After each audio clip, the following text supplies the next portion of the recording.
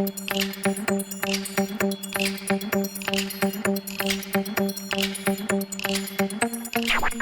the home offices of Ash and Flo, this is Unbillable Hours, a podcast about professional services marketing. Stick around to listen to our insights, tips, and best practices to improve your firm's marketing and even your career.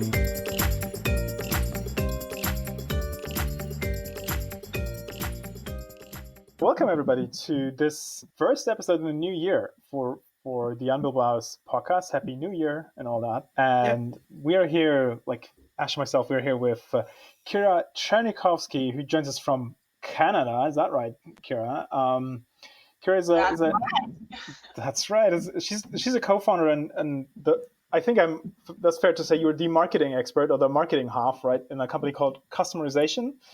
That's a young company that helps clients with all things process automation and does quite a bit of work in that field within the CRM or customer relationship management space, which is why you invited you on, Kira, because we want to talk about you, to you about that. How can marketers make better use of their firm's CRM system? I should also say you're also host of the, and now you have to help me. It's the Tachless Show. Is that how it's pronounced? It's the Tachless Show. Yeah. Yeah, which that is Hebrew, you said, right? And means what? Yeah, it's in Hebrew. Yeah, which means to the point. Oh, just okay.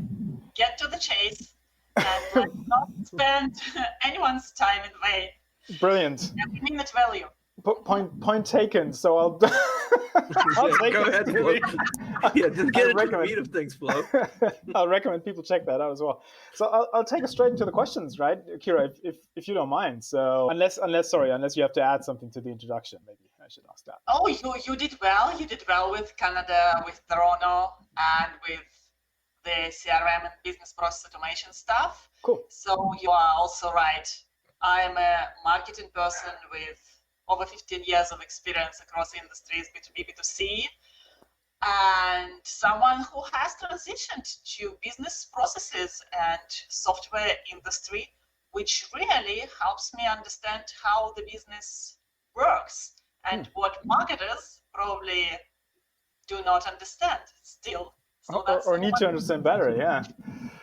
See, Ash, that's why I invited her here, because we've discussed. Because you finally want to talk about CRM, don't you?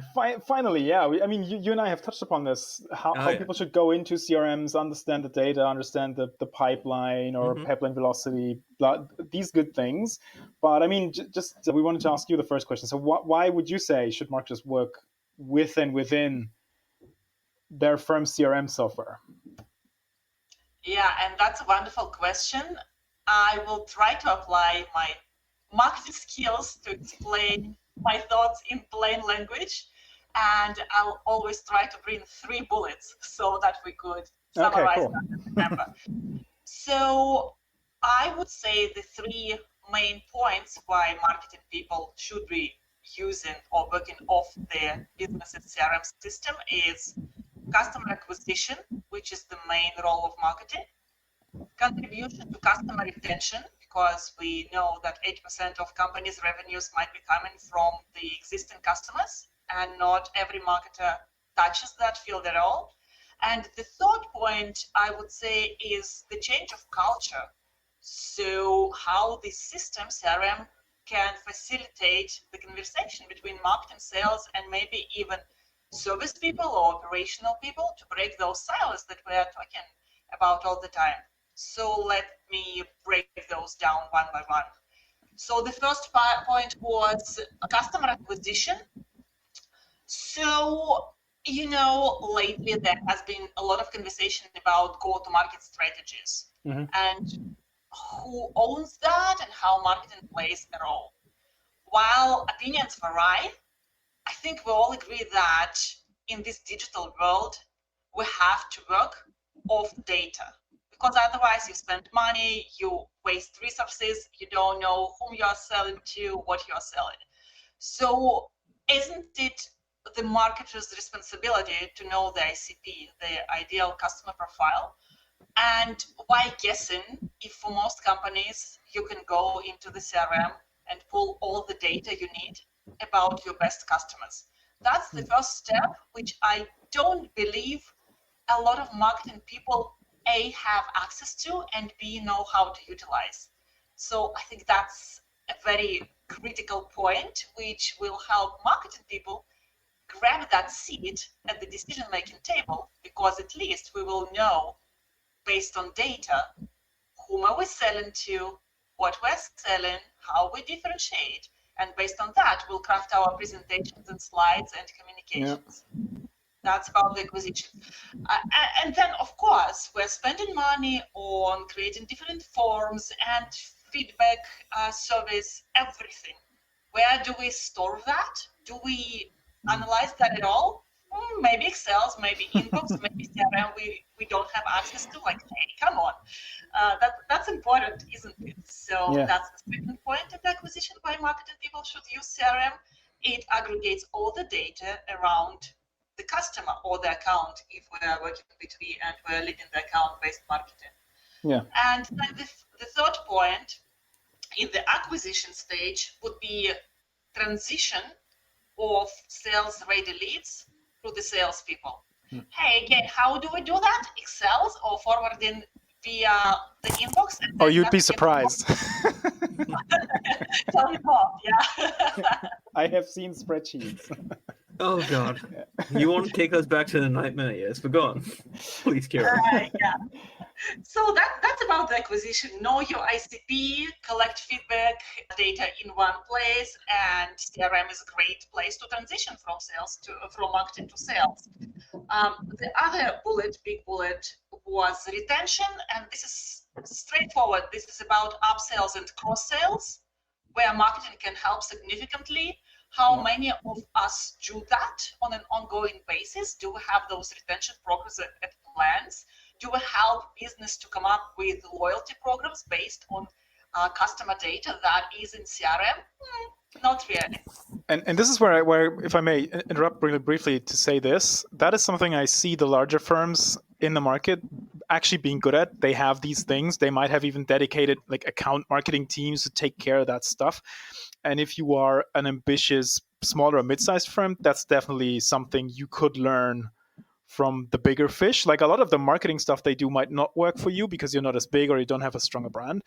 But the deliberate processes they have in place to do just that, like you said, Kira, they think about who are clients here and how can we grow those accounts. Yeah, there's definitely something you could copy and paste. Yeah, there are like examples we can bring. What about mortgage renewals? What about, refer a friend, limitless opportunities. So this was point number 2. This was retention, which definitely can be automated. You build different journeys for different retention programs. You can leverage that with marketing automation software, which is integrated with CRM, or you can just, maybe if you're a smaller company, run those campaigns from the CRM itself, some bugs. And the last point that I mentioned, because I'm like a touchy-feely person, I'm the Tachless person, it's always about people. It's changing the culture. So there is always that fight between marketing and sales. Marketing leads are crap. No, this is sales who don't sell. From being, again, even in the big community, the account-based marketing community, we know that when sales work hand in hand with marketing, achieving the same goals, the results are much, much better. So I'm not saying that the CRM as a software will solve that conflict between marketing and sales, but it's a good framework to, even schedule weekly or bi-weekly meetings between marketing and sales and go through the unified reports that are pulled from the CRM, so marketers at least understand what's going on, how their leads are converting, are their efforts making sense at all. But again, they need to talk, marketing people with sales people, maybe with additional teams as well. But just CRM as a tool can be a good trigger, especially if you have configured amazing, insightful reports in it. Yeah, which just happens to be an amazing, insightful segue to my next questions, because you talked about how not everybody might be allowed to or in a position to work within a CRM, or people might just not know their way around it very much. I find that to be particularly true in professional services where the marketing teams are sort of growing into a role that's working more closely with business development. And in the past, the jobs might have been more around events management or public relations. So people are not necessarily experts. So my second question to you would be, if you could give us an idea of what are some key basics I should try to learn. And you don't even have to give us the full breakdown of the basics, but maybe we can equip listeners with some good search phrases for YouTube so they can find a few tutorials, I don't know, to find how things are done in whatever. Help them find what they need to look for, basically. Yeah, that's great. And again, I have 3 points. Point number 1, again, I will go from value to how to achieve that value, and as you said, what keywords to look for, and how to read more about that. So value number 1 is how marketers can de-silo themselves from the rest of the organization and basically transition from being the cost center to actually contributing to the bottom line of each and every organization. And for that, I would say you need to have access to those reports or data to build reports in order to lead that business, that sales, that biz dev conversation based on data. Come educated. Don't ask dumb questions. You have all the data in the CRM, or at least you will be able to raise the flag what you are lacking for your marketing efforts. So otherwise, you are missing out on the customer life cycle, and you are less able to contribute to the bottom line because you are basing your marketing efforts on, anecdotal feedback or assumptions that you haven't even confirmed with sales. This is number 1. De-silo in marketing. We are coming prepared using the reports, dashboards, data that you have in the CRM. You can use it across the field, acquisition, retention, anything. The next point would be the business leader, the go-to-market leader, because I think in the online world, the competition grew enormously, and all the companies are getting into additional product lines, service lines. There is so much competition, so much confusion in nearly every industry that who, if not marketing people, need to know how to get to the right audience with the right proposition. Basically building go-to-market strategies every time anew. I don't know, every half a year, every year, really depends, because otherwise we won't have our salaries, right? So for that, what we need to know is the segmentation of your target audience and of the market in general. So for that, I would say that you as a marketer need to know all the steps that your sales, that your new proposition should be taken in order to sell actually, the right timing, what are the SLAs for each step that need to be closed, and then from there you'll be able to know how you as a marketer can contribute to each and every stage of that sales funnel.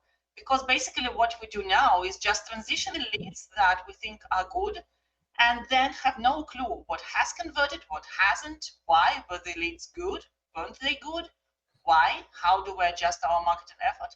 So I think that go-to-market strategy we can take the lead on by knowing what's going on inside the CRM for each and every proposition and how we can contribute to the bottom line, supporting sales, business development people in that.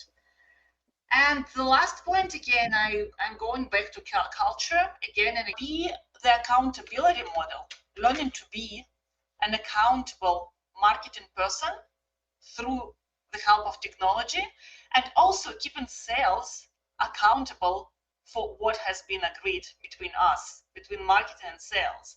Because I know marketing is a tough place to be. We're being punched for not bringing good leads in. But on the other hand, in how many organizations do sales report back to marketing what has been done with those leads? And marketers getting any feedback at all. So by utilizing CRM, again, data, reporting, for constant communication with sales. We are becoming more accountable for our efforts, but we are also leading that accountability pattern within the whole revenue operations. That's what I believe in. Yeah.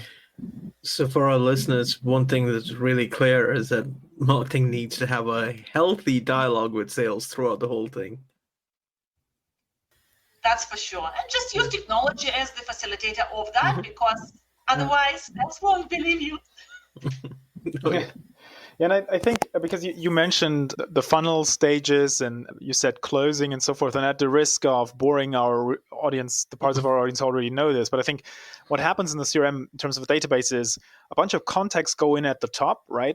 And then they might be converted, usually by a salesperson working with those contacts, into a lead that generally broad strokes means that that contact has been qualified in some way, meaning they would be a good fit for this company, right? And then those leads eventually become opportunities, meaning they might be willing to buy something, and then those opportunities are won versus lost. And I think also, because you mentioned conversation with sales, it's very good to have a clear conversation about the definition of those stages and have a good understanding, because everybody means something else when they use any of these terms, right? And it's very good to align around those. And what is, I think what you can, when you start working with a CRM, the magic that happens is you get to understand that usually the people in business development or sales, as they move a contact through these stages in the funnel, they can, because they have the data, attribute probability statistics of winning that, which that usually corresponds with the phases, right? Once a lead becomes an opportunity, that means there's a likelihood of you winning business from them of, I don't know, and again, it's the definition thing, right? 10%, 20%, no matter how it's defined. And so the percentage goes up as they progress through those funnel stages you mentioned. And if you get a feeling for that, then you will be able to go in and analyze these things backwards, right? You look at what have we won, and those contacts we've won, how have they progressed through these stages, and through which marketing programs did they come in?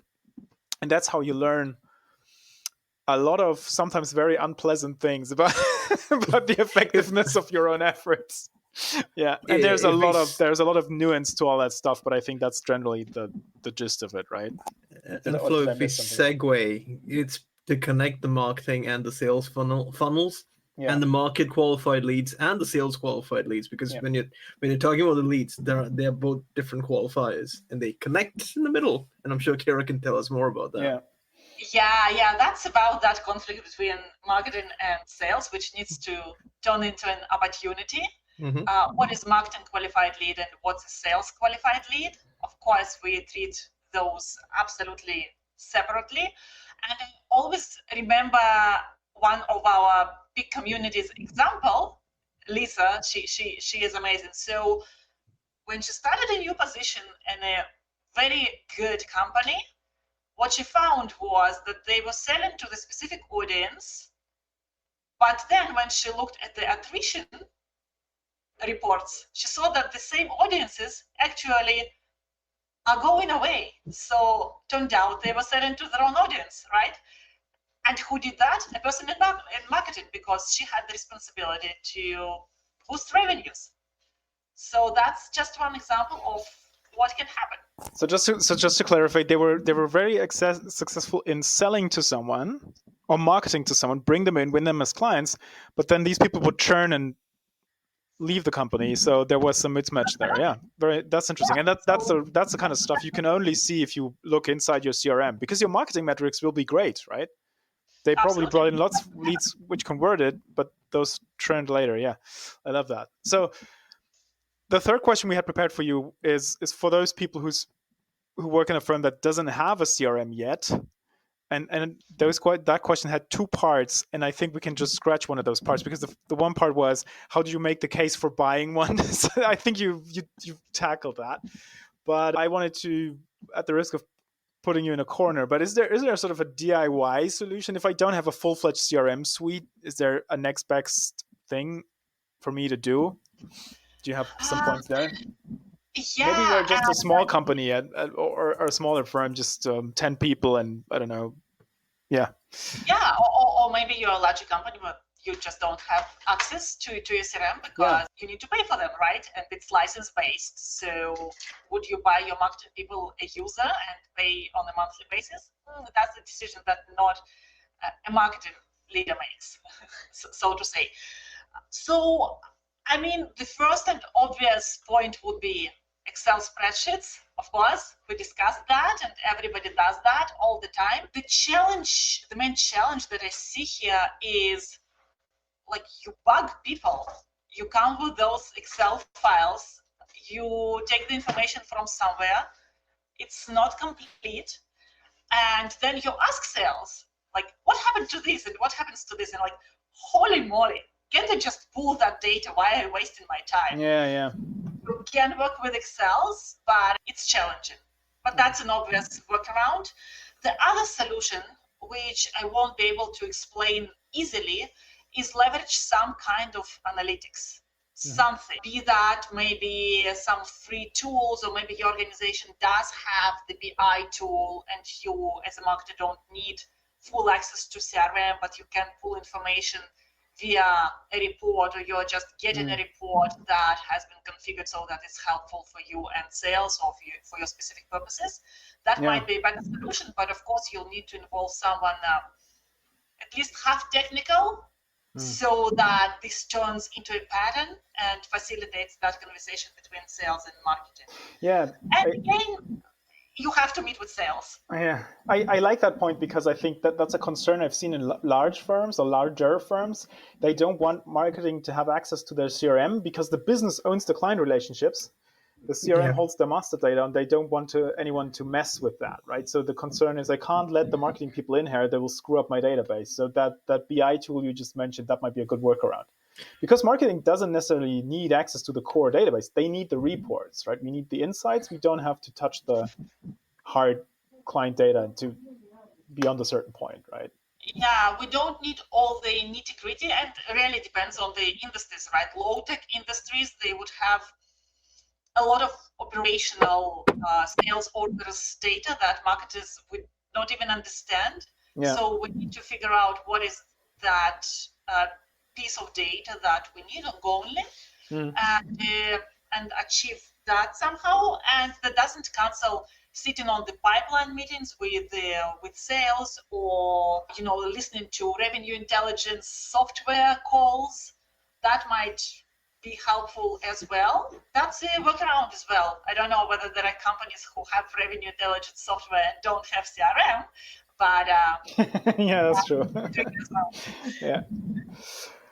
All right. I don't know. That was good. That was a nice overview. I think that's the recommendation we eventually end on, right? Is to say you probably should have one. You should have a technical solution to manage your client relationships, and I think that we should also point that out. That is what this should be. Is a CRM is a software that helps you manage the relationships.